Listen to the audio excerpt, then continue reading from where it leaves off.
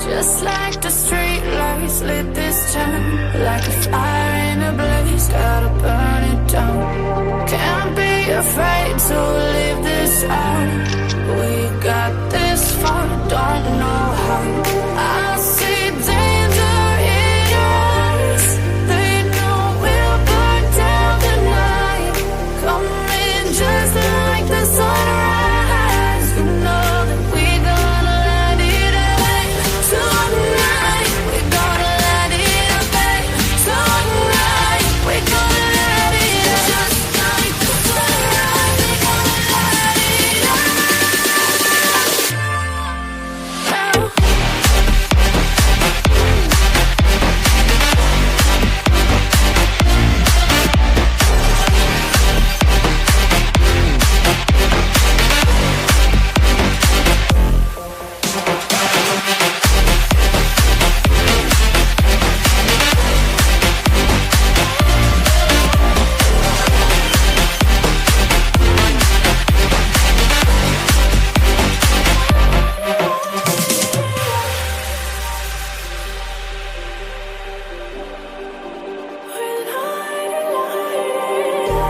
Just like a spark that's breaking out.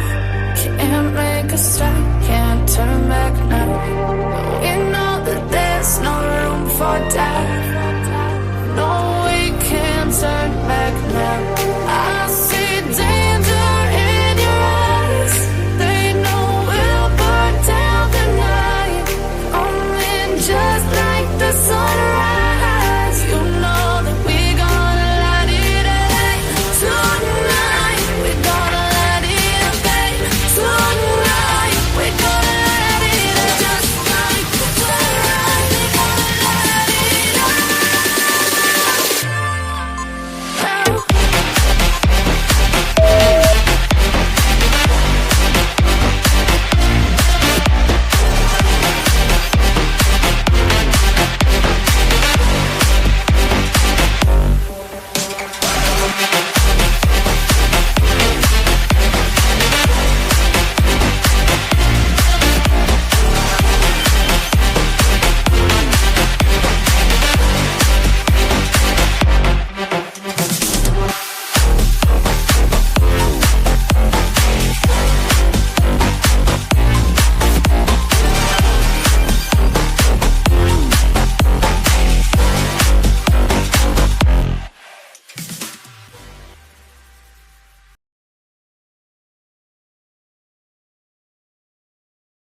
Hey guys, welcome in. Welcome into tonight's live. What is it? Wednesday? It is Wednesday, the 13th of August.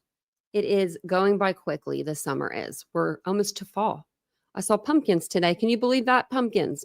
Pumpkins, I tell you. Let me scooch myself over a little bit. I'm like on the edge of the desk. I don't know why, but I am living on the edge here. Living on the edge. But welcome in, everybody. It's good to see you guys. Did you guys have a good work day if you went to work? Did you have a good chill day if you were just chilling at home? Hopefully you guys did. I was going to come on earlier and then I didn't. I don't know why. But I've been doing good about coming on twice a day. But thank you for, I was about to say thanks for becoming a member again, True Crime Lullabies. I appreciate that. I was just talking about you on the other stream the other day. I was talked about you a couple times actually, the makeup you sent me. I like the little minis, because they can fit in my little mini bag that I have. Hey, Ladybug, thank you for the super sticker. And welcome in. Welcome in, baby girl. Welcome in, Boone. How you doing? Oh, honestly. I know. I think I might change my lives to a little bit earlier. So be on the lookout for that. Hey, Ashley. Hey, Crime Kitty. Get to the ducking point. It's 9:15 somewhere. Oh, I know. I do. I do make you wait.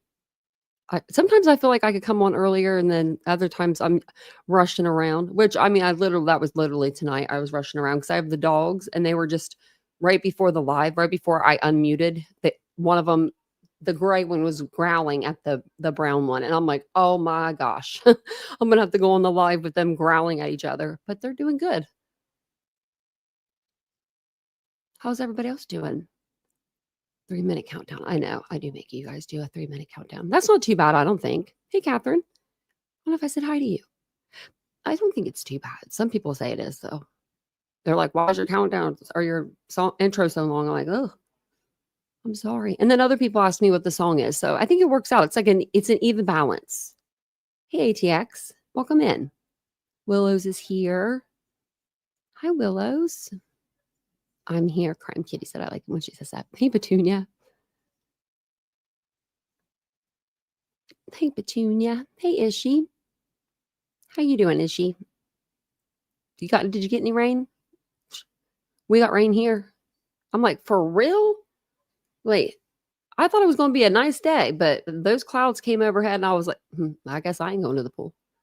Alicia's making dinner. What are you making? Now you're going to make me hungry.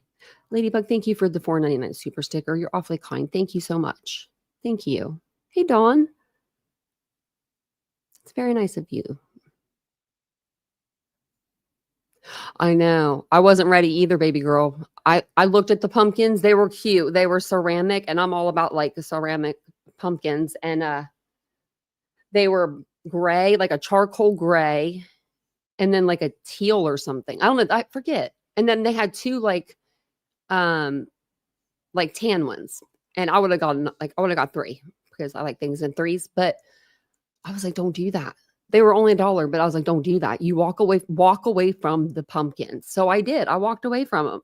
And I usually don't like that little spot inside of Target anymore, the little $5 spot, because it's like they used to have like some nice stuff there and it just went to crap. I don't know if you guys have noticed that, but I have. I should say something. They all know me over there. I should say something. I should be like, what's going on with this? Bullseye playground, It's a little $1.25-ish. Like, or dollar, even the Dollar Tree, I think, is $1.50 now. Let me know if I heard that right. Yeah, Summers. I did. I looked him up. I've been looking up stuff all night. I kind of forgot who he was, but I've watched stuff on like the ID channel about him, but I really did until I like looked it up and I was like, oh, he's the Gainesville guy. So, hey, Cherie. Okay, I'm getting down to the bottom. Everyone's going to be like, come on now. Hey, Kitsy Cats. I like that name. That's a cute name. I love fall too, actually. I do. I love fall. I love fall decor. I will say that. I do love fall decor. I like getting out the blankets. I like getting out all the goodies, and looking at the fall blankets and just knowing that you don't need no more blankets, girl. I need a new blanket like I need another head. That's exactly what I need. But yeah, so I've been looking up some stuff on Danny Rollins and I thought we would kind of do like an interactive live. If we feel like it, but I thought it would be a good idea. So I put together like a canvas like sheet just so we could go through the similarities and the differences. And remember last night I told you guys I had some lives planned for this week for you guys for Idaho 4. And I think I said last night on the live, like there's this Danny Rollins guy. And, it was said that Bryan Kohberger had looked up his information. And I was like, we're going to go over that tomorrow night. Well, then I'm sitting there and I'm getting ready to go over to the store and I see that Core TV is talking about the same thing. And they were like, they had a premiere at like 7:15. I was like, Vincent. I was like, no one was talking about this. So, we're going to hang out and we're going to probably listen to them a little bit. If I did listen to a little bit of it, if it is too like slow pace for us, because sometimes Core TV can be like slow pace. We'll go to another documentary that I was watching. I just don't know if I could show that one, but I don't see why not at the same time. But we'll also go over, they did like an intake on him whenever, you're in prison. I'm assuming that this is probably when he first went in. I don't know if it was when he was in there or when he first went in or right before they executed him, but it goes through like all of these questions that you would want to ask if you were talking to a serial killer.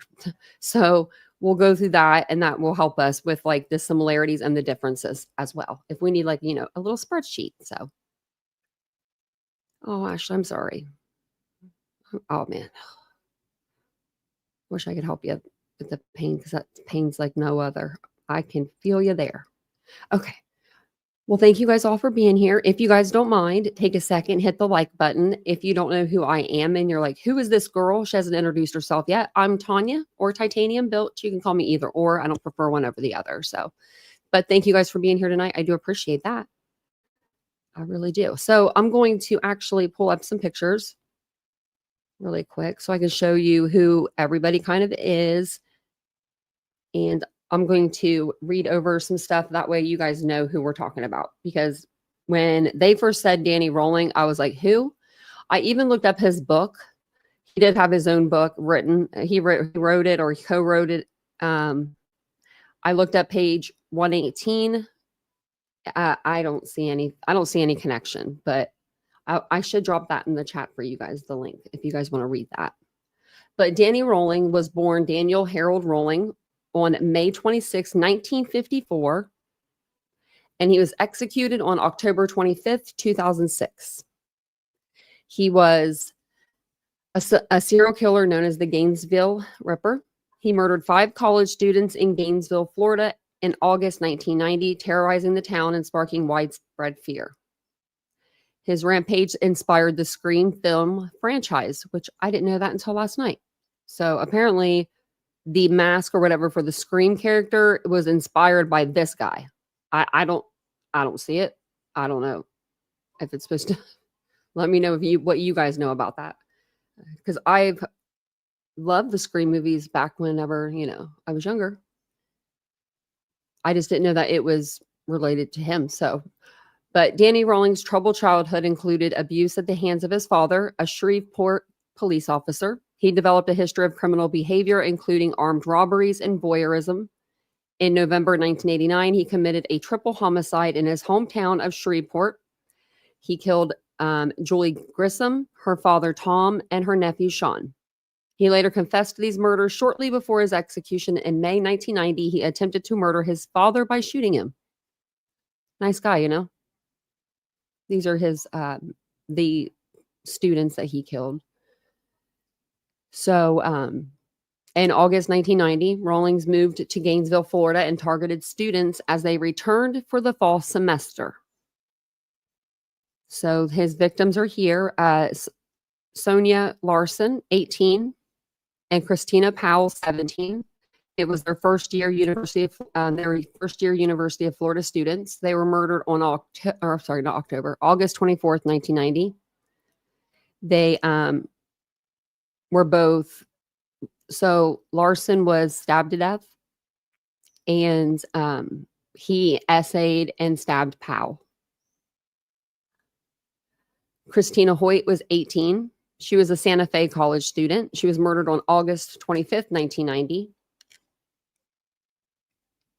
So he didn't take no time in between the next day. He essayed her. He stabbed her, and he decapitated her. He posed her body also. He put her head, I was listening to a documentary earlier, on a bookshelf, and it was facing towards the rest of her body. This guy's a sick guy. Sick individual. And then Manuel Tabota, I think that's how you say it, and Tracy Pauls, they were both 23, University of Florida students, murdered on August 27th, 1990. So he must have taken a day off, for that. He needed that break. Rolling stabbed Mr. Manuel to death. After the struggle, he then essayed and stabbed Paula's. I think it's how you say her name. Paul's? Maybe Paul's. So then he was arrested on September 7th, 1990 for a supermarket robbery, dumbass, which eventually led investigators to link him to the murders. In February 1990, he pled guilty to 5 counts of murder, 3 counts of sexual battery, and 3 counts of armed burglary. He was sentenced to death and executed by lethal injection on October 25th, 2006. In his final moments, he sang a gospel hymn, offering no apologies or remorse for his crimes. He didn't care. He said, well, You caught me. You caught me. I guess I'm just going to go with it, Hey, welcome in, everybody. Welcome on in. It's good to see everybody. I have the chat actually up here so I can see you guys tonight. Because sometimes I'll be on another page. I can't see you.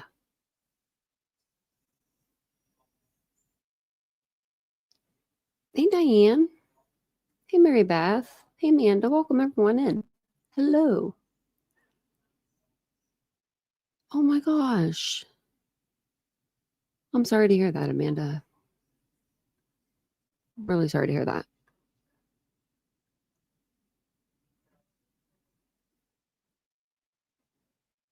Yeah, he's pretty messed up. Yeah, he when I heard that earlier, I was like, what did he do? I think the way I'm trying to think of the way that he posed her body. I think it was something like her hands were on her thighs. Yeah, okay. So I think that's what it was. So she was laying back on the bed. I think her legs were up over like the edge of the bed, and then her hands were placed like on her thighs. So she was, kind of like straight, legs bent, and then hands on the thighs. And then took her head, put it on the bookshelf. I don't care who you are, like an officer or not, no one's prepared for that kind of carnage. I would have been out of there. I would have ran so fast out of that place. I would have never went back in. I'm just a wimp like that, though. Like I couldn't be an officer like that. They see some stuff, horrific things. And I know that they do take like classes or whatever it is, like, and they try to like train them for things like that. But you can't be trained for that. Not all the training in the world can train for that.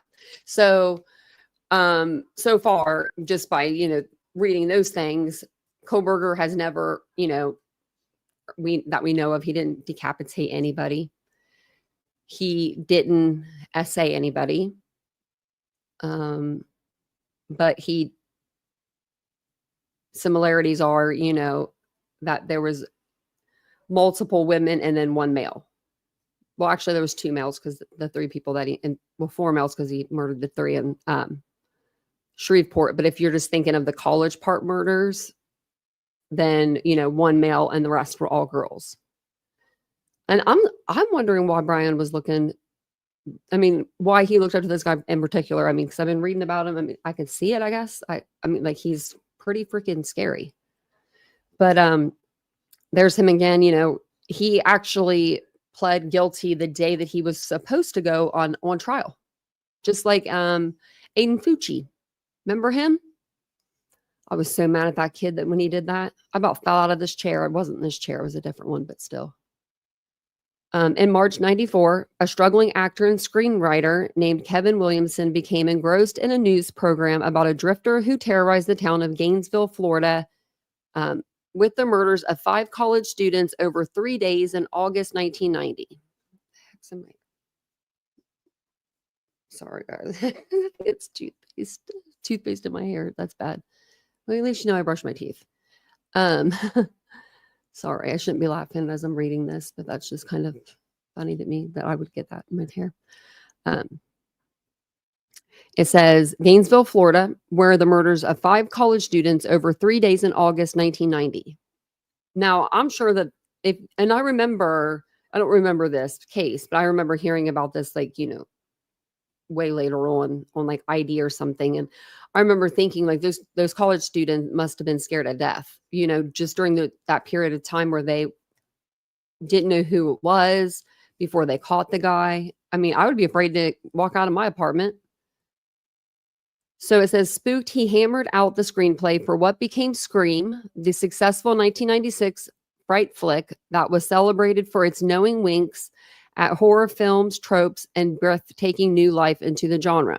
But while Scream provided plenty of slashing scares, in the end, it's the story of Sidney, and the mass killer bears only a passing resemblance to that of Danny Rolling, the Gainesville Ripper, whose life of violence and despair would present a difficult task for any screenwriter to depict. So just says here that he suffered, abuse at the hands of his father. As he later recalled in The Making of a Serial Killer, that's the name of his book, The Real Story of the Gainesville Murders, Rolling endured the sort of horrendous childhood that made him ripe to emerge as a menace to society. Why do I feel like Bryan would steal that headline, that title? The Real Story. Like, I can see him doing that. The Real Story of the Idaho Murders or something. Like, 'cause that's a pretty catchy title. I don't want him to make any money off of it. That's crazy. And I don't know if he ended up or not, because he co-wrote this book with this lady, and I think they ended up getting engaged. I don't know. He was born in 1954. My mom was born in 1953 in Shreveport, Louisiana, to a 19-year-old mother named Claudia and a police officer named James, a decorated Korean War veteran who may have suffered some combination of post-traumatic stress disorder and inherent mental illness. Temperamental, controlling, and violent, James fought with Claudia and heaped verbal abuse on Danny and his younger brother, Kevin, resorting to physical attacks of the boys as they got older. And they are just the two. There's only two siblings. Rolling turned to art and music for solace. His Christmas gift of a guitar at the age of 15 proved to be one of his happiest memories from adolescence. They actually, and I keep remembering stuff as I read, but when they were were looking in the woods or something for him, they came up on his camp because he had stolen from a bank around the corner, and the money was, had dye packs. So the money was left there and a cassette tape was there. And when they listened to the cassette, it was him on there singing a song. And maybe I'll play that part of the video for you guys, because that song was it was like a catchy little tune. I was like, well, get this out of my head. I forget what it even said now, but it was him playing the guitar. I'll have to play that part of that video for you. Rolling turned to art and music for solace. His Christmas gift, like I said, a guitar at age 15. He also recalled these early years as a time when he developed multiple personalities as a defense from the nightmarish reality around him, with attempts at suicide failing to bring an escape. He became a cycle of armed robberies and incarceration, kicked out of the Air Force in 1972 after getting busted for drug possession. Oh, I'm sure his dad loved that. Rolling went to live with his grandfather, and for a time found some stability through his church. He married a woman named Omather Halco, with whom he had a daughter, but eventually he drove her away after exactly the same sort of abuse on her that had been prevalent in his own childhood home. Already harboring a habit for voyeurism and plagued by disturbing visions, Rolling took a turn for the worse after the divorce. He married a woman who resembled his ex-wife and embarked on several armed robberies through the South, leading to his incarceration in Jackson, Georgia in 1979. Should have kept him in there. The 1980s brought more of the same for Rolling, so he wasn't even in there 10 years, who was in and out of jail in Alabama and Mississippi for armed robbery. His time in between stints in jail were spent traveling the country, stealing, and occasionally forcing himself on women. Seems like a great guy, Back in Shreveport in November 1989, Rolling was fired from his job at a restaurant. That night, he broke into a home to murder 24-year-old Julie Grissom and her 8-year-old nephew, Sean, and her 55-year-old father, Tom. Echoing his later killings, Julie was found with bite marks and her body arranged and her legs spread on the bed. The following May, Rolling got into one final argument with his father. This time, he pulled out a gun and shot James in the stomach and head. His father survived, but lost the use of an eye and ear before fleeing to Kansas and Florida, eventually arriving in Gainesville. Shot his father. Well, I mean, I guess I was the person that, he said did him wrong, but still, that's crazy. Can you imagine shooting your... No. He brutally killed 5 students in Gainesville. This was what he was really known for. In 1990, he set up a campsite in a wooded area behind the University of Florida. Rolling embarked on his murder spree as students began the fall semester. On August 24th, he slipped into the home of UF freshmen Christina Powell and Sonia Larson and brutally stabbed and raped both students. The following day, he made Santa Fe Community College student Christina Hoyt his next victim, leaving her severed head on a shelf to face her body propped up on the bed. That's just sick. On August 27th, the killer surfaced again at the home of two 23-year-old UF students, Manuel Taboda and Tracy Pauls. A former high school football player, Taboda, put up a fight before both were overwhelmed. Neither body was mutilated this time. Maybe he needed to get out of there or something. You know what I mean? Like he didn't have time to do it or something. So as Rollins skipped town, a local task force was assembled to calm a frantic community and find answers. Same kind of in Idaho. Authorities soon zeroed in on a prime suspect, a UF student who briefly lived in the same complex as two of the victims and exhibited erratic behavior, at one point getting arrested for hitting his grandmother. It was soon revealed that this student was battling acute manic depression, however, and with zero evidence connecting him to the murders, the task force was back to the drawing board. Meanwhile, the killer they were looking for was already in jail. In September, Rollins had robbed a Winn-Dixie grocery at gunpoint in Ocala, Florida, and was nabbed after crashing the getaway car. It wasn't until early next year when authorities used a tooth extracted from Rollins to link him to the DNA evidence at the Gainesville crime scenes that he became a primary suspect. Oh, man. Yeah, because sometimes when you get your tooth extracted, it's like there's roots and stuff of it like still there. They don't send you home with your tooth. Like they don't give it to you. Like, oh, I'm gonna take that with me. So they took his tooth and that's how they linked the DNA. Oh wow. That dog just slid into my chair. I don't know if you saw me move, but that was her. Wow. Already facing multiple life sentences. For his various armed robberies, Rollins was formally charged with the murders of the 5 Gainesville students in June 1992. Around this time, Rollins began corresponding with journalist Sandra London, who would become his fiancée and help him put together the making of a serial killer. That gives me TNT vibes. I'm sorry, it does. I will tell her that to her face. Is Kohberger going to find him a lady when he's all up in prison, a fiancé? Because Rollins, I mean, like, you know,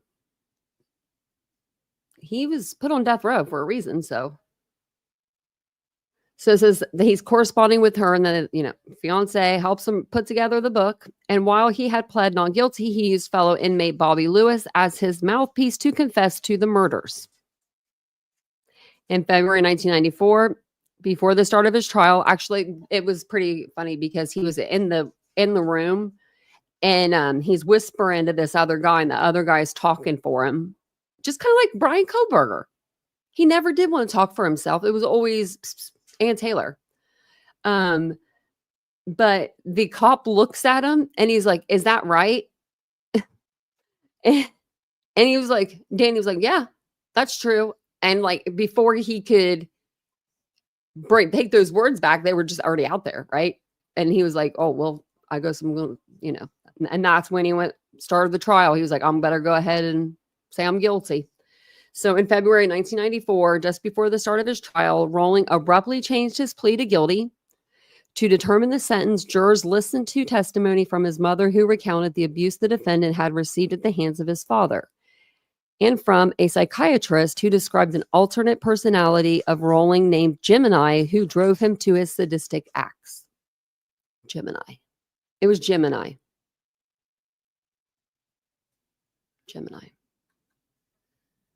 And let me know in the chat if you guys hear anything that you're like, "Oh, that's different," or "That's the same as Bryan," because, we'll put it on the list. 2 other psychiatrists also testified that a severe personality disorder was in play, but stated their belief that Rollins understood the magnitude of his crimes. The jury unanimously found Rollins guilty of first-degree murder on all 5 counts in late March, and a month later, he was sentenced to death. His appeals exhausted, Rollins faced execution at Florida State Prison on October 25th, 2006. In his final moments, he regaled the 47 people crammed into the witness room and one of his songs, a religious hymn with the refrain, "None greater than thee, O Lord, none greater than thee." Oh my God. His microphone was then cut off. Sorry. They were like, we're not listening to this shit anymore. Ending a life story as twisted as any that could appear on the big screen. That's pretty funny that they did cut his mic off. They were like, we're done. I don't know. I'm wondering if he was. That's what I was wondering, baby girl, too. Yeah, Gemini was just his alter ego, right? Like he's the one, like he's the guy that does all the statistic acts. That's not me. Almost like Bryan saying like he feels like he was out of his body, right? When he was like with his family or something. And he talks when he's like 16 about it being his last Christmas with them or last holiday. And it's like, what are you talking about, dude? You're only 16 years old. Shut up. Okay, I think these are just other little murders. It is. Okay. Let's go back here. Now these we'll go through. Okay, so these will go through after we watch this video. These are going to be like all of the stuff, the questions that I was talking about. And then I did put together this little thing so we could put like some similarities and the differences. But I do have like 2 pages that have like them on there, that things that I could found that was like, you know, similarities or differences. Oh, and I have this too. Look at that little presentation. So we can always, you know, put that on there too. Let me see if I can find that part of the video. Wait, was it here? No, that's where they found it. I don't know. I don't know if he has his guitar, if like there's like a fake person that plays them, you know. Let me see. Oh no, this is it right here. Okay. So we'll play this song. It's just like 2 seconds long. And like, but literally I was like, wow, you could hear his voice. And he was like, we got him on the tape. So wonder if Bryan's got any. Oh, he does. He's got a rap song. That's a similarity. Put it on the list. I'm just gonna put this little. They're both musicians. Both have. I'm gonna have music in parentheses because that's what I guess he's considering that music. Is that a real song? I thought he made that song up. I'm over here. I was singing it earlier. I'm literally going through the house and I'm like, oh my God. I said, wow. I said, you're singing serial killer music. Like I was like, oh my God. I don't know. It's catchy. It's a song. Oh, I say it's a catchy tune. I was about to give that to him. Well, that makes sense because it caught my attention. Me and my dad used to listen to it. I don't know. He didn't really listen to that music, but you were cracking up, Marcy. I was like, hey, I liked it, Bryan. I mean, I was singing it, and I like rap music. I was even doing the accent.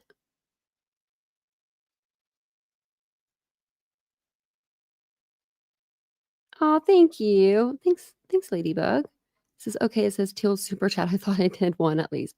Hit the like to grow this channel, Titans. Thank you. They both think they're musicians, yeah.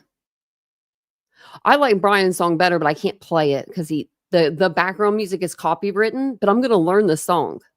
Yeah, he liked Britney Spears' Criminal. I don't even know that song either. I'm just kidding. I don't know it. I wish I did. I looked up, I think, the lyrics to it though. You're a drifter.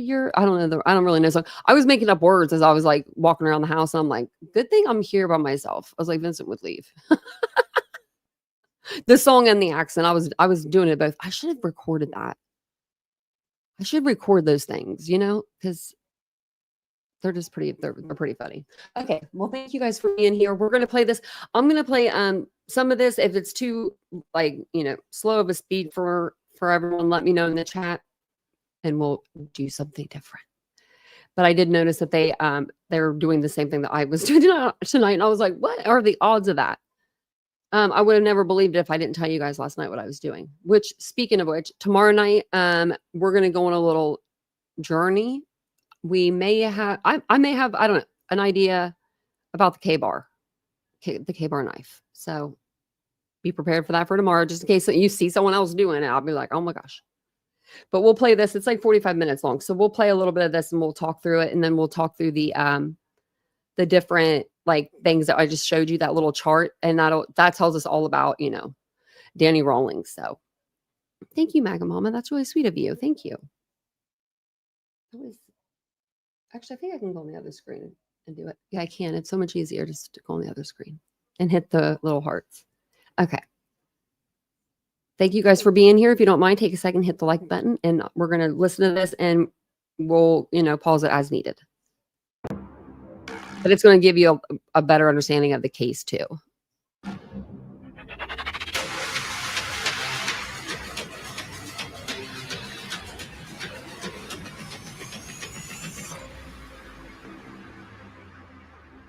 I'm Vinny Politan. The subject of my investigation is the cruel mass murder of 4 University of Idaho students, a case where we are finally getting access to some of the public records and public evidence that is giving insight into this monster. Here's the story. Bigger. In the stillness of a cold Idaho night, 4 University of Idaho students were slaughtered in their off-campus home. Kaylee Gonzalez, Madison Mogan, Xana Kernodle, and Ethan Chapin. Their killer moved like a shadow through the house, leaving behind a trail of horror and shattered lives. He was caught because of his mistakes. DNA on the knife sheath left behind, surveillance video of his car, and a digital trail that did not add up to an alibi. Facing the death penalty, he folded in fear and pleaded guilty, accepting life behind bars, a generous gift given to him by prosecutors who had overwhelming evidence of guilt. But the lingering question of why has never been answered. What led him to commit this horrific crime? What was he motivated by? And we've been getting some bits and pieces of more information about this killer. More information from the investigation, including this from the Independent, who spoke with Heather Barnhart, who was the director of forensic research at Cellbrite, who took a look at the cell phone data of BK. She went through the phone. He didn't just Google these cases, she said. He downloaded full PDFs of case files, not once, but repeatedly. He was downloading detailed reports on serial killers, including Danny Rollins, who also murdered college students using a similar knife. This wasn't casual browsing. Same one. This was same knife. K-bar. Same knife. Not similar. Same one. Meticulous research, she added. So once we heard that name, once I heard it, I had one big question, and it's our first question of our investigation tonight. Who is Danny Rollins? What do we know about this guy? If BK was interested in downloading information and researching this guy, I want to know who he is in the background.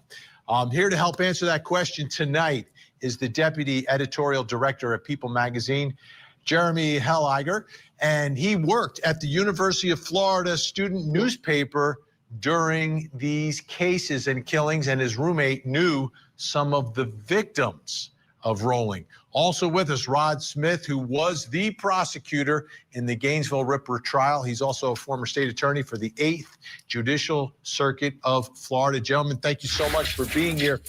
What I want to do before we hear from you, and I want to hear a lot from you, Cody Thomas, Court TV field reporter, went back into the Court TV archives because we covered this case.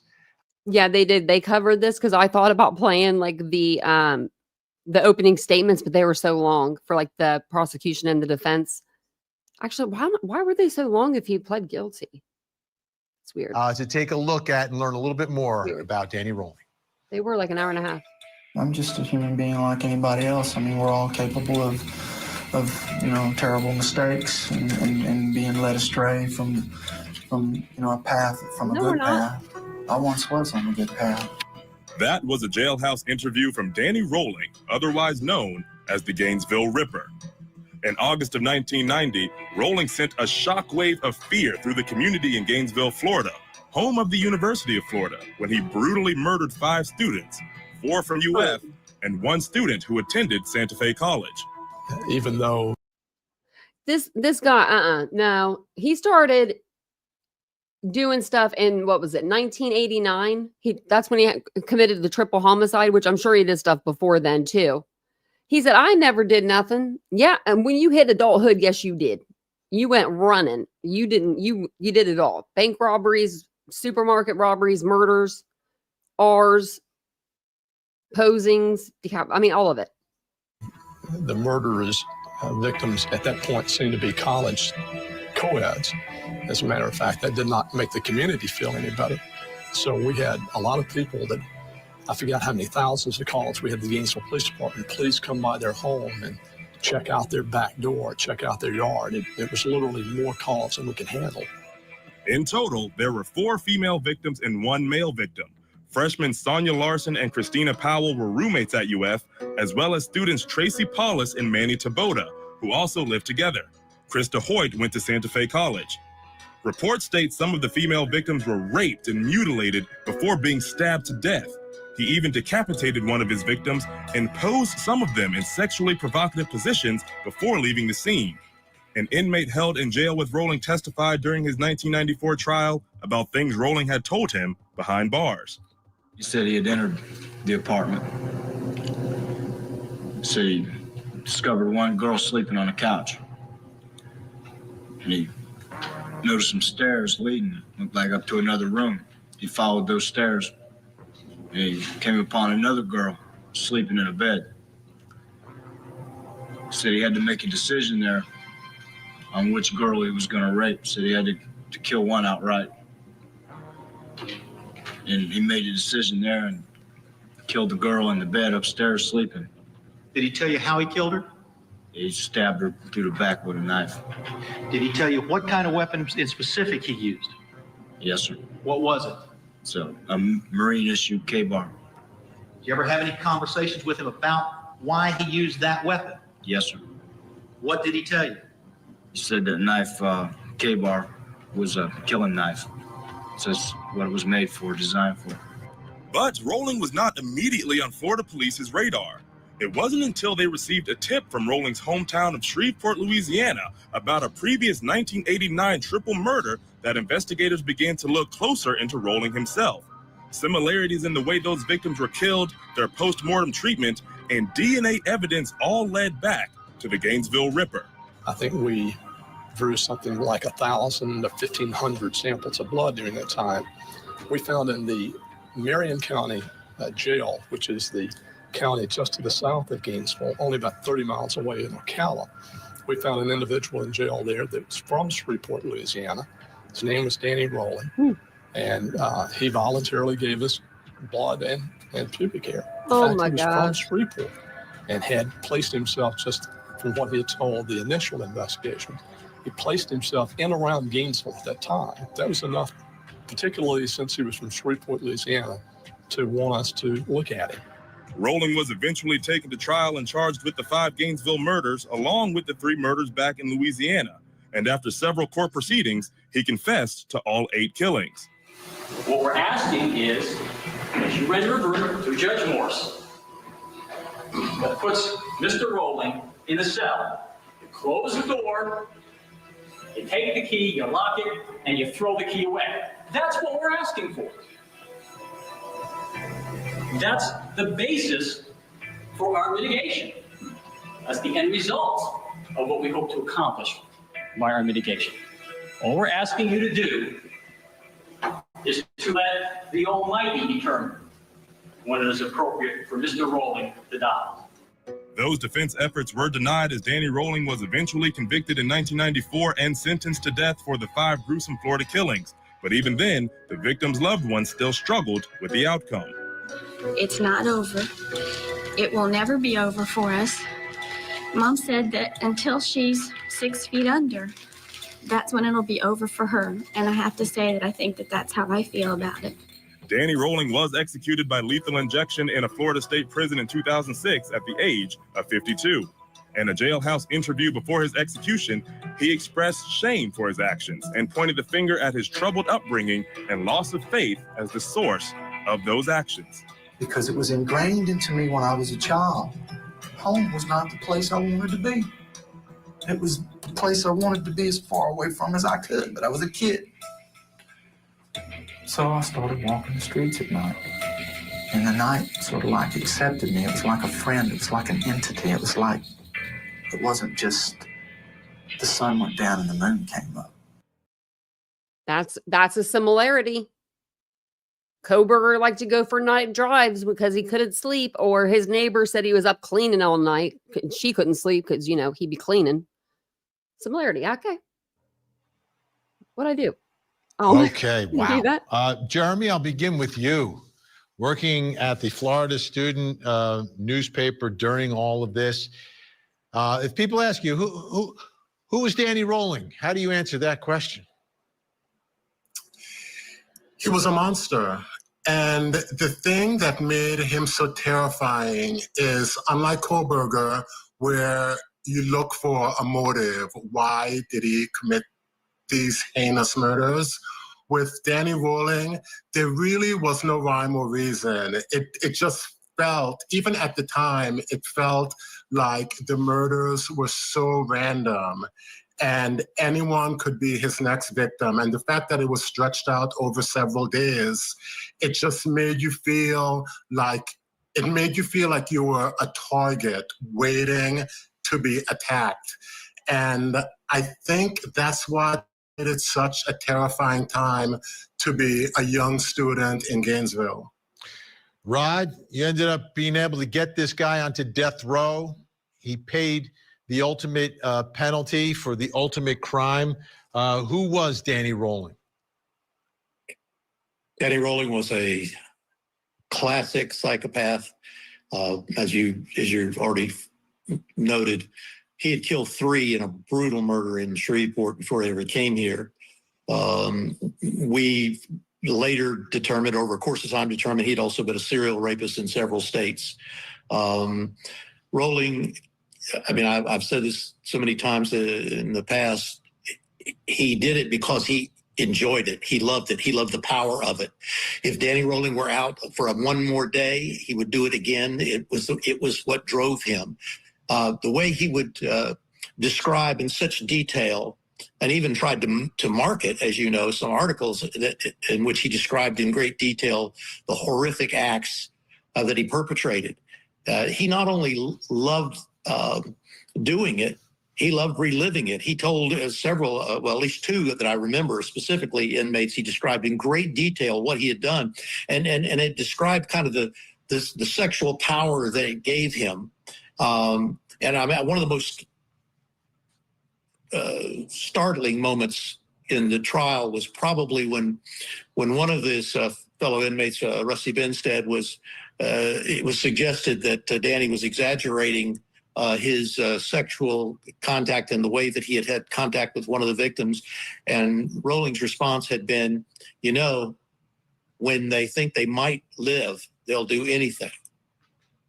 And for me, Danny Rolling will always be kind of that nightmare that recurs every time I hear, as I just heard some of those voices of the family. I remember them as I hear some of this. And I remember trying the case on court TV that many years ago. I still, from time to time, I still think about him, and it's just a profound sadness of what he did to such young lives. And think where they'd be today. They would be parents and possibly grandparents. They were graduating or just entering the University of Florida. Their children or grandchildren would be doing that. He was a monster. But the thing that was so amazing about Rolling was how he would come up with these excuses of these other personalities, or this kind of, that somehow he was a victim of his home life. Of course, he shot his father in the head with a pistol, which should tell you something about him. Rolling was a monster. From time to time, those guys come along, and the randomness that your guest just talked about. Actually, that night, he had previously gotten ready. He was just about to pounce on another victim. We still will never know who that was, when someone came around the back door drinking and kind of bumped into him, and he ran off into the woods and ended up over where Sonia was, and the Powells and Larson were living, and that began the spree that went over as I was thinking about this sitting here, I guess next week will be sadly the anniversary of those deaths. Oh, wow. He was the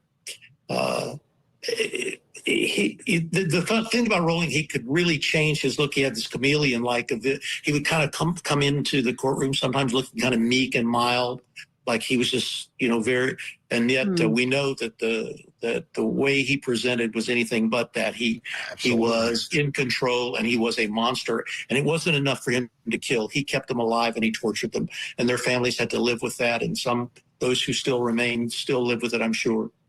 Kind of like Letitia Stalk when she would come into a trial. She was like 15 personalities, remember? She'd wear her hair up in like a bun, and she wore that pink ugly sweater. And then she was like, she was literally like 8 different personalities. She come in there with greasy hair. Oh, God. Evil. All right. Our guests are going to stay with us. When we come back, what was the impact of Rolling's crimes? I was freaked out. I can't believe that it happened in my own complex. I can't believe it happened anywhere. My mom called me this morning and told me to come home now. Matriarch of the Adelson family gets arrested. Terrible. Donna Adelson is facing charges of murder, the death of her former son-in-law, Dan Markell. Prosecutors say a bitter child custody battle was the motive for the murder-for-hire plot. Now that Donna has turned into... We don't care about Donna. We are taking back our lives. See the look on Kohberger's face?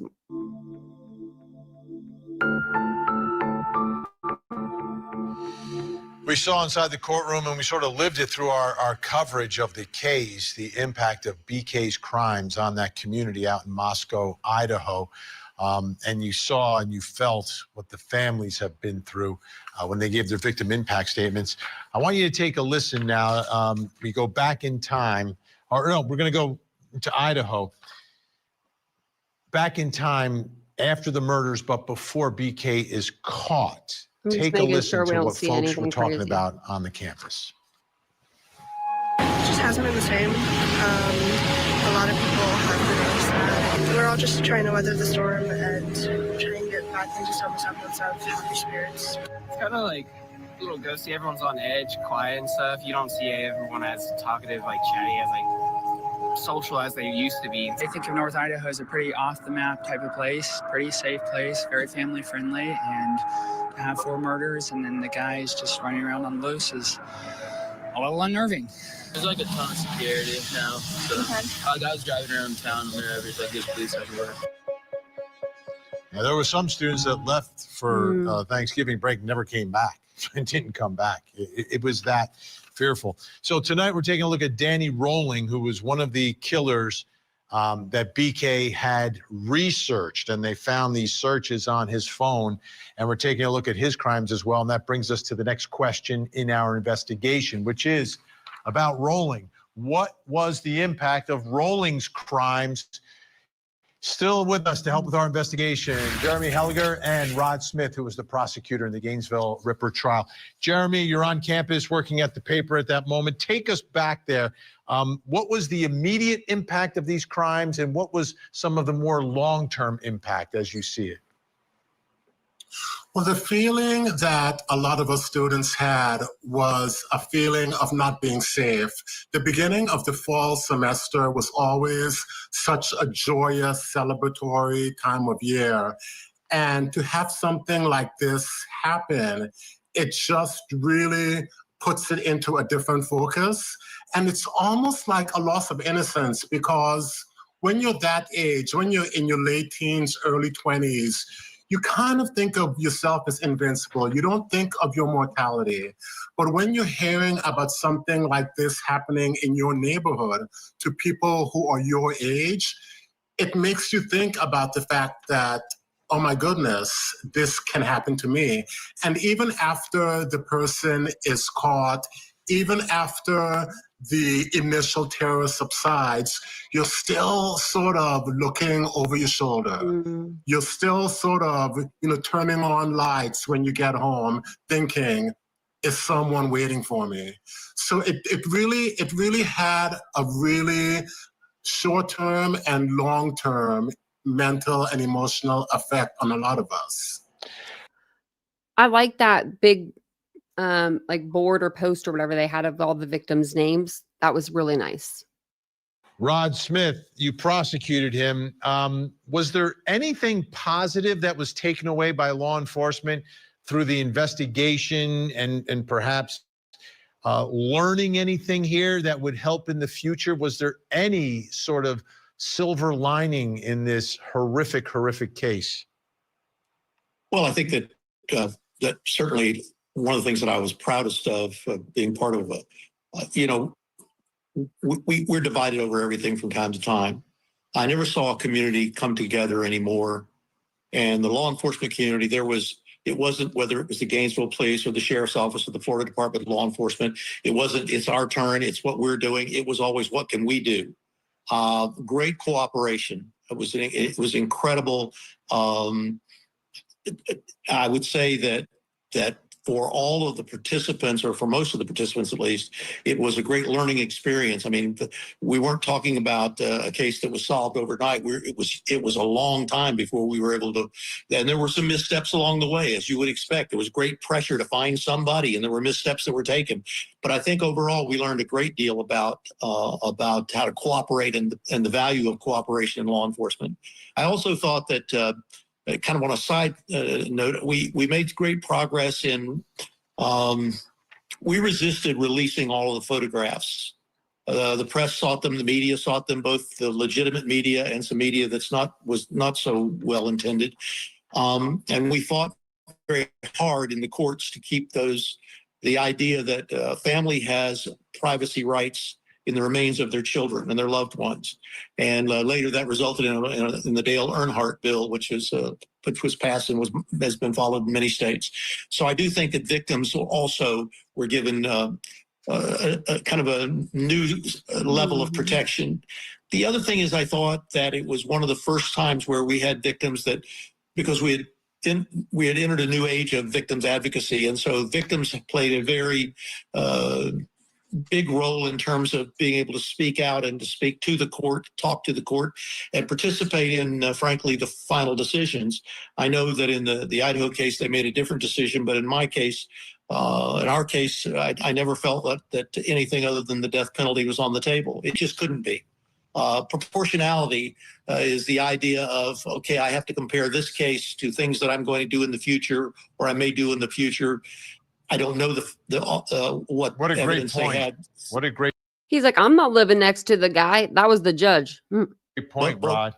I want to play. I just felt.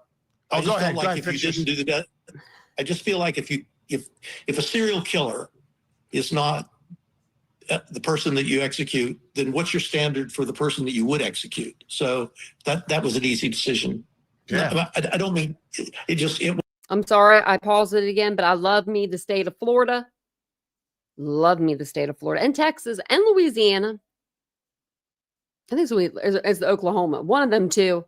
They're like second on the list now. I mean, they just, I don't know. I don't know. Like, they just do things a certain way. They don't take no crap. They just don't do anything stupid in those states. You know what I mean?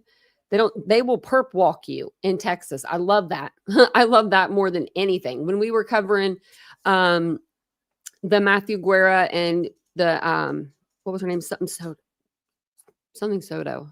Now I can't even think of her name off the top of my head. But they were covering that case when they caught the people that, murdered them. They were like, perp walk at 9 p.m. And I'm like, what? And we saw it.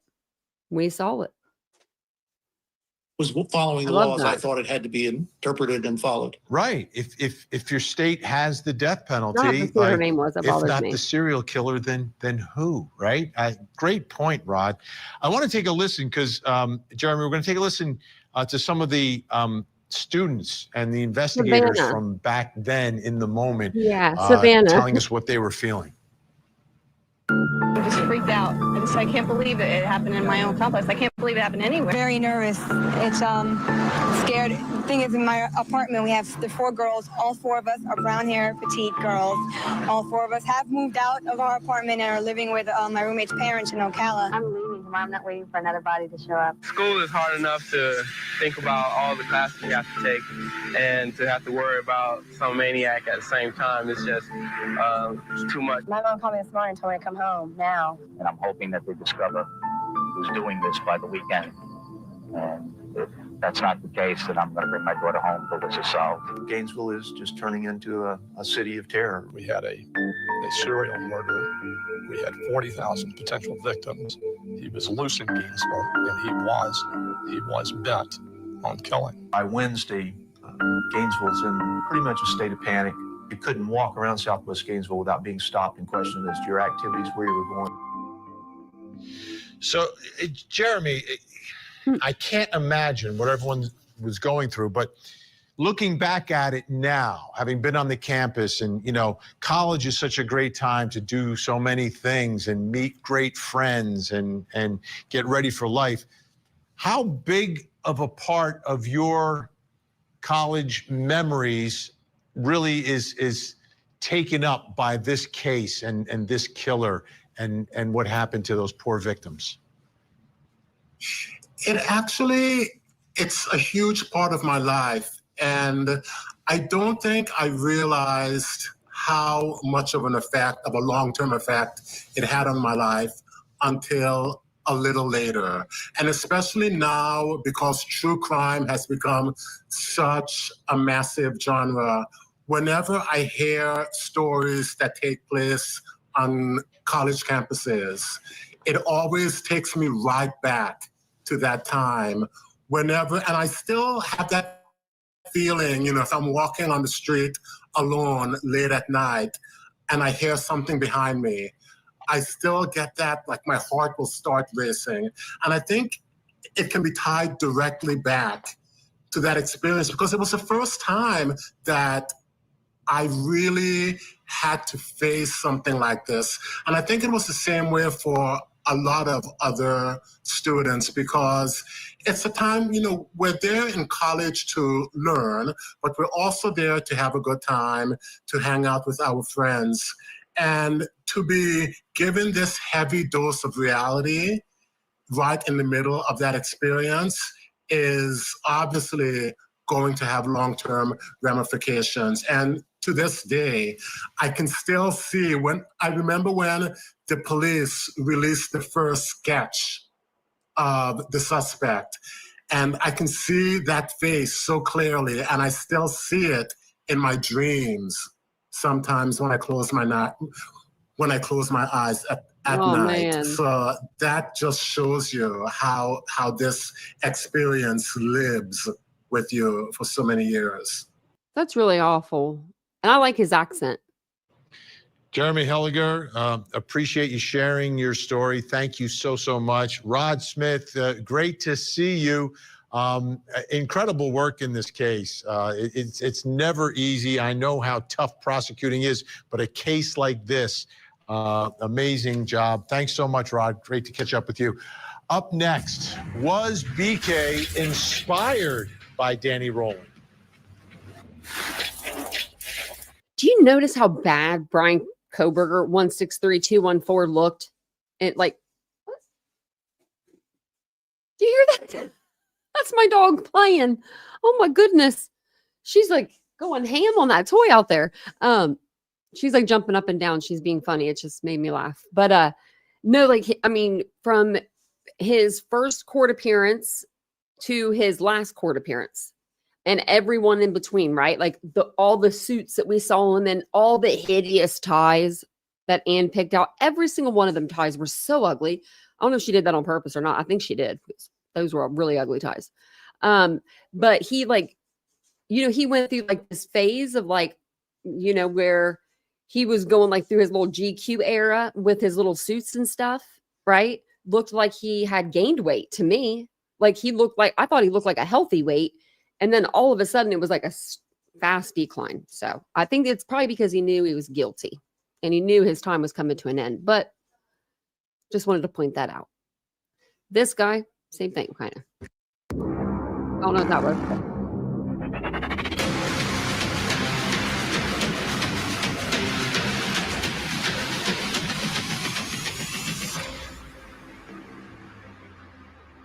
I'm Vinny Politan. We continue our investigation of the tragic murders of 4 University of Idaho students.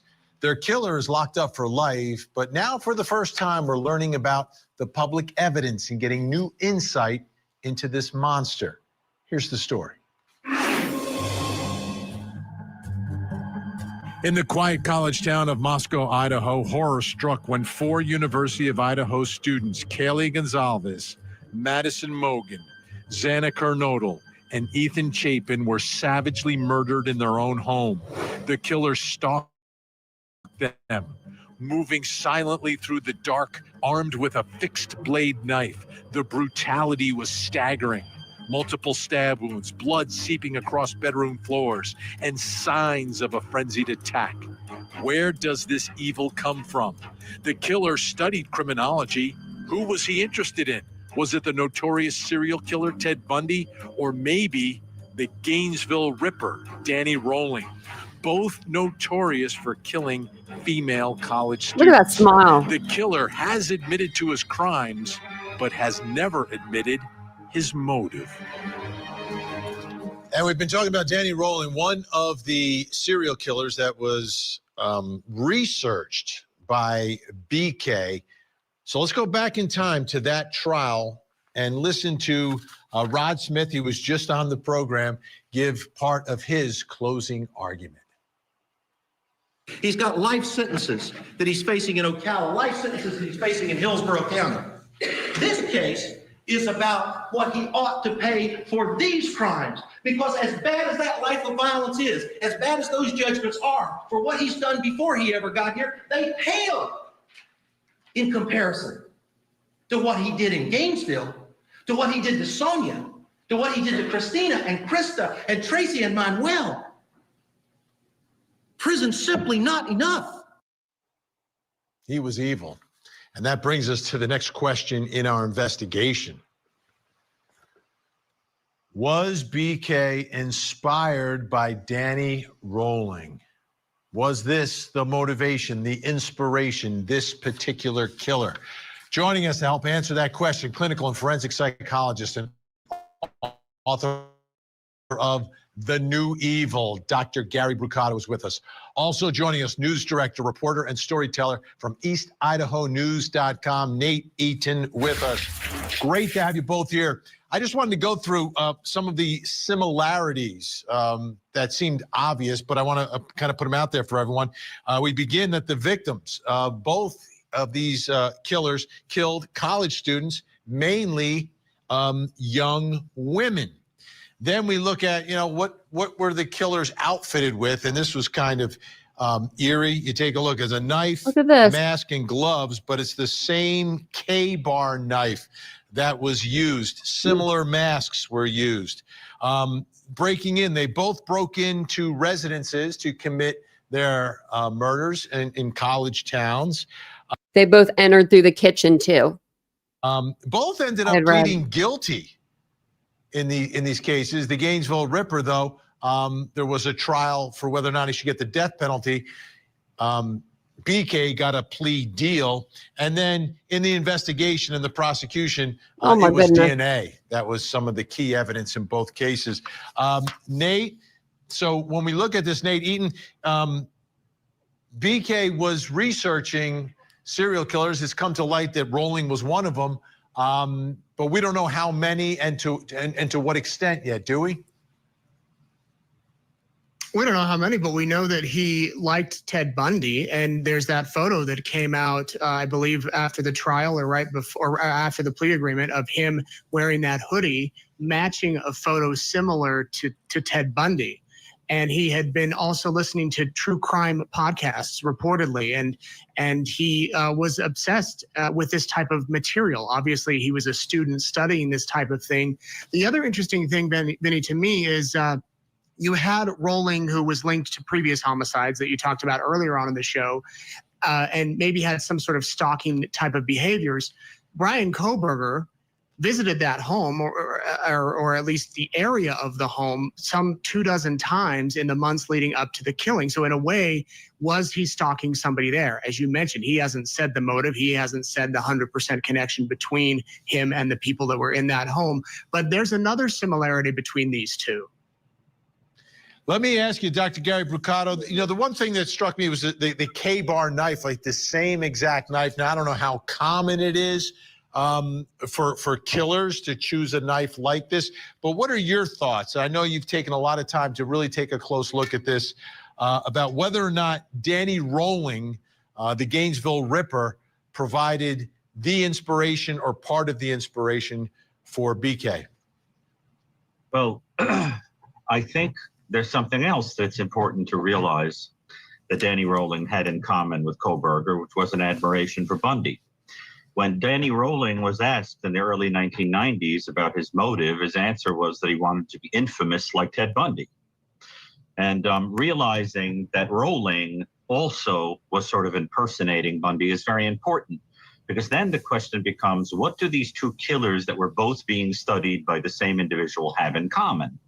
Both targeted following rejections by women that they idealized. Both began targeting women who emblematized the women that they were unable to attain, and committed home invasions that involved females that were young and attractive. And interestingly, both Rolling and Bundy were necrophiles. That's very interesting when we realized that the pornography that was found that Kohberger was viewing did include things like sleeping women and drugged women. So we get the sense of an individual who is attracted to the idea, and to offenders who are attracted to the idea, of taking advantage of a person who is sleeping or knocked out or bludgeoned or dead, so that you have total control over them. That weapon choice, incidentally, the K-bar, is fascinating because it's a weapon of war. And one of the points I've been making recently is that I think that's how Kohberger saw himself, as in war against the entire female sex.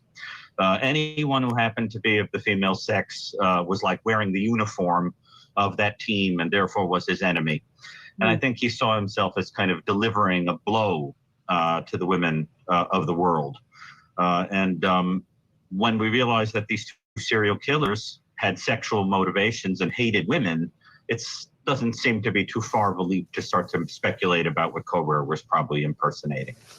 And Nate, you look at Bundy and Rolling, obviously the similarities in going at colleges, universities, and that's exactly where BK ends up, right? The difference is, I guess, Bundy was up in that area of the country, right? So he started in that area of the country, Washington State, ended up down in Florida. I'm wondering if BK would have ended up in Florida eventually if he didn't get caught. No. Well, that's a great question. Yeah, Bundy did, travel up in that area, made his way across the country. Would Kohberger have returned to the university after the winter break? No, he obviously went home to Pennsylvania where he was arrested, but had they not caught him, it makes you wonder if he was planning his next move to go back to school, maybe target some other young women, or along his way back to the university, done it in some other state. I don't think he would have been able to afford to go back. He was getting fired, right? So all of his funding, all his apartment, all of that, it would have been on him and his parents. And I don't think that his parents have money like that for a PhD. I just don't. They don't. He was fascinated with these two men, Bundy, Rolling, other serial killers. It makes you wonder if he would have acted again as both. I think he might have told his dad about the schooling, about him not maybe going back to school. But I don't think he told his dad about the murders. Both of these men did before they were caught. All right, our guests are going to stay with us. Still to come, will BK ever do an in-depth sit-down interview? With respect to count 1, burglary, felony, how do you plead, Mr. Kohberger, guilty or not guilty? Guilty. A woman's remains. I wonder who's going to get the first interview with Kohberger. You think it'll be me? I think it'll be me. Just kidding. That's when I went ahead and swung the door wide to my mind, to the force that I call Gemini, which is a demon. It's a real demon. It's not just a demon that has tormented me. I'm sure that it's a demon that has tormented other people as well. That's the Gainesville Ripper, Danny Rollins, speaking to Court TV while in prison after his convictions. I want to play a larger piece of that interview as we get a little more insight into one of the killers that BK was researching.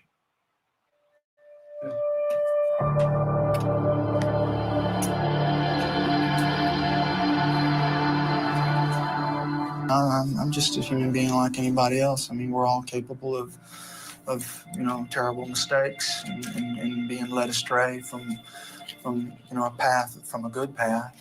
I once was on a good path. Happiest days of my life was when I was in church driving the Sunday school bus. Give me a break, guy. Okay, so we're gonna go back up here to the drawing board. He was born in 1954. And in 1989, he committed his first murder. How old would he be? Like 35 or something? I'm not good with math. 54, 64, 74, 84. So what, 35? So for the first 35 years, he was okay. Okay, we'll give him that. We don't even know that. He could have been doing some crimes back then. But, you know, I feel like he's like a feel sorry for me kind of guy, you know? If I stayed in church, I wouldn't be here now. I'd give both my... That church couldn't help you, boy. That's why you wasn't there. My arms, if I could do it all different. And not just because I'm sitting on death row. It's not a nice place to be, and you got a lot of time to think about things. But... so I get to thinking about, I can't even fathom the amount of, pain and suffering I've caused people, man. And I get off of my cell, and it weighs pretty heavy on me. But I can't change it if I could. He cut off a woman's head, put it on a bookshelf, and posed the rest of her body. There's no help for that. But I would. I'm stuck with what I got. It didn't happen overnight. I didn't just up one day marry and decide to be a serial killer. I didn't just up one day and say, okay, Danny, you're going to be a serial killer. So what did you do first? No. Lucifer, he was at me for a long time, knocking on the door to my mind. It was first one thing and then another. Can you talk to me a little bit about the killings? Will you talk about the killings? It's in the book, ma'am. I don't like talking about that. That's suffering. That's human suffering. That's real human suffering. I don't want to talk about the suffering of those dear people, man. I'm ashamed of that. I wished it had never happened.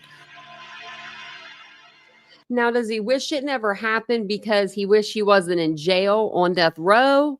Or does he wish it never happened? You know what I mean? I think he's feeling sorry for himself. I think even in his jail picture, when he first went in there, he looked like he was feeling sorry for himself. So Rollins did an interview, and that brings us to the next question in our investigation as we compare these two cases, these two men. Will BK ever do an in-depth sit-down interview? Will that moment ever happen? Still with us, helping us with our investigation, Dr. Gary Brucato and Nate Eaton. Dr. Gary Brucato, what are your thoughts? Do you think he will want to do it?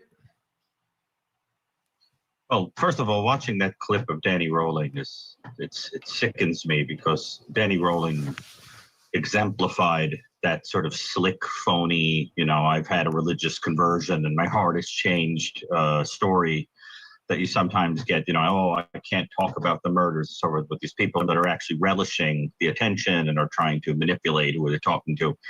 I think that in a sort of similar vein. I mean, just look at the difference in their pictures. He looks like he feels sorry for himself. Kohberger, he kind of looks happy. He's kind of like, I'm home. I mean, they probably even kept the same jail outfit for him, you know? To what Bundy also did. What you're probably going to see is eventually wanting to talk and wanting attention while also maintaining a high degree of control, so that the stories will be altered to sort of bring it more in line with his own fantasies, the way he wants to be seen, and to hold information back and to just fabricate things. This is the same person who said in a bold-faced way that he was out stargazing when he had committed a quadruple homicide that and any he idiot could tell was a made-up story and thought people believed it. So you could just... He made up so much crap, and he makes me so mad because he literally had Ann Taylor doing all this crap, running around, putting this discovery request in and this in, and don't, tear the house down. Don't clean the house yet. I haven't been in there. Stop everything. Knowing he knew the whole time. I did it. Every time he walked in that courtroom, I did it. Did Ann know? That's what I want to know. I want to know how much Ann knew. I'm just curious. I'm wondering if she had an inkling that he did it, if she didn't know automatically, or did she ask him? I would ask. Just imagine the kind of nonsense stories that you would get that he'd be sitting there thinking you believed. That would be similarly ridiculous. I think that inability to tell, to read the room, that people could feel how silly your story is, comes from a lack of empathy. And not being able to feel that. So I think I'd just expect a lot of these kind of fantasy stories, silly stories that I'm not really sure I would believe virtually anything he said, but I do expect that he'll eventually want to yap. Nate, you interviewed a different type of mass serial killer, Lori Daybell. What are your thoughts about BK? For you, how would that interview be different? Would your approach be a little different if he said, hey, I want to sit down and talk to Nate? Yeah, I think it would be completely different. I don't think that he has a different type of personality compared to Lori Daybell. Lori loves to talk. She loves to be the center of attention. I don't necessarily see those characteristics in Bryan Kohberger. However, it took Lori Vallow 5 years to sit down and do an interview. It may take Bryan Kohberger 5 years to do the same. There is a bit of a challenge, though. In Idaho, up until now, they rarely allow cameras into the prisons. It has to be extraordinary circumstances, and there has to be a lot of red tape that you go through. And that could change if, there's a new director appointed or whatever. So it would be logistically might be challenging. That being said, you could do it on a tablet. If Bryan Kohberger has a tablet, he could do it through letters. He could do it through phone calls. And it would be interesting to see if he is in there right now, writing things down, planning out what he wants to say. I think looking at the past of Rolling, of Bundy, I think he will want to speak one day. Dr. Gary Brucato, do you see any value in hearing from him? Well, I think it's always important for people like me who study these individuals for the purpose of trying to prevent more victims to understand how these people operate. But it takes a certain skill set to divvy up the parts that are valuable and the parts that are being done to self-aggrandize and lie and manipulate. And that's why I think this kind of person, you have to send in somebody with a mixture of clinical skill and forensic skill who is going to look right through that and sort of try to see how even in some of these lies, the person will reveal some truths about the motive. But I think once we start seeing that somebody has been meticulously studying offenders that have similarities, it becomes more and more and more obvious that he probably was motivated in a similar way. And if I went in there to interview him and he was avoiding discussing things that matched that made it sound like there was some other kind of story to it, it would become clear right away that he was simply not being open. Because you don't study those types of offenders who have sexualized perverse defenses and abused bodies and so forth if you have some garden variety motive that is not psychosexual in nature. And if he was not going to talk about that, there wouldn't be much value. And we only have about 20 seconds left here. Go ahead, Nate, finish us up. I was going to ask you, do you think he'll do an interview? Asking me, Dr. Mercado, or Vinny? Oh, asking Vinny. Asking Vinny. Do I think he'll do an interview? I think eventually. I do think too. eventually. But I'm not sure if he's going to do it with the guy, someone like us. I think it's more like he's going to do an interview with someone like Gary Buccato because of his background and his interest in all of this. Thank you both for joining us. I agree with that. I think that he'll give the interview to someone that maybe even Ramsland, someone he's comfortable with, right? Or maybe even the other professor that gave him the good, the good things. She said all the good things about him. And that's how I got the PhD into the PhD program. Maybe her. I don't know. But I do like Dr. Gary. He thinks he's always talking about sex. He looks like he could be.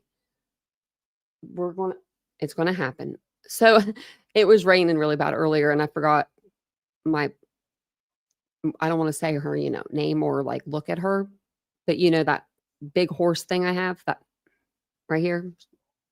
She's like right beside me. I got to take her to the potty. So, she probably heard that. She's about to like walk out in the living room. I'm like, don't you dare even think about it, lady. So we will go in just a minute. I don't like taking a walk this late. Trying to wait for Vincent to get back. He should be back anytime. I'm waiting on him to text me back. Because we have like street lights, but they're not very bright. Like for me, I need them to I need to put like the big horse thing. I need to put like a light on their collar or something. I'm just petting her so she'll be good for a minute. And hey, Harlot. I don't even know a Scarlet. Actually, I do. The creator Scarlet. But no, Harlot. I do. She's just like, I wish there was like a slide outside. We had a slide from our balcony down to like the bottom, I would put her on the slide and then be like, oh, you're down there, right? But I don't know. There's dogs that live downstairs now. There's dogs all up in this building. I don't know what they're trying to do to us. They're trying to give me a heart attack or something. So we've never had anybody we've never had another dog except for one other dog. And she lived like catty corner to us. And her dog was so sweet. It was just a sweet dog. And it was before we got our two dogs. We had a different dog. And so they would like even hang out. But these two, they just are this one's scared of everything. The big one, she's scared of everything. And so we have 2 people downstairs with dogs, 3 people downstairs with dogs. Wow. And then the person in front of us and then us. So then 2 people on the top. And there's only 8 units in this building. So I'm like, oh my gosh. So I'm going to go ahead and get up here so I can take them out. Yeah, I have a thing on my key that makes a really loud noise because I'm not good with pepper spray. I'm always afraid I would spray myself or, I'm blind. I could see me doing it. Like thinking I'm spraying them and spraying my own eye.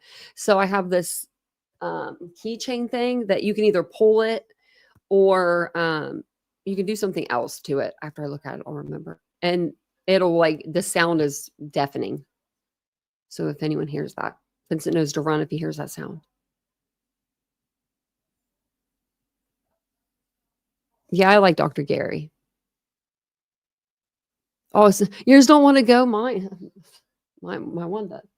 My other one's just curled up in a ball. Now she's laying down. So, but I'll be back on tomorrow. I may do a live during the day. I'm trying to think. I might do it on the second channel. I might do it in the other room.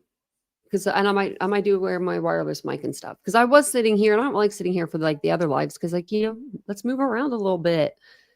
Get me out of this chair. But thank you for being here. I appreciate it. Always strapped. I'm not. I'm just strapped with that beeper thing. That's good for me. And I'm pretty strong.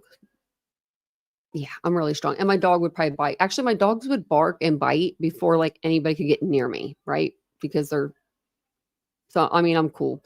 Even our front door, I always lock our door, but if someone comes near the front door, they're on it. They're barking and they're telling me so. I like Dr. Gary. Well, we may have to reach out to him someday and be like, hey, come talk to us.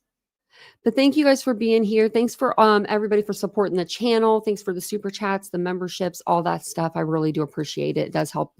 It helps me more than you guys know. So, and thank you for being here. Thanks for hitting the like button, subscribing to the channel. That's tremendous help as well, because you know everything helps the channel. If you'd like to share the video out, I have no problem with that. I love that. I love when you guys share the video out. I love that. It makes me feel good. So, oh, your dog's named Sugar. That's cute. That's cute. Mine are Araya and Mia. And they're being good now. Okay, cool. Well, I'm going to go take them on a walk. But I will see you guys all tomorrow. Have a wonderful evening, and I will see you guys tomorrow, probably afternoon sometime. Bye, guys.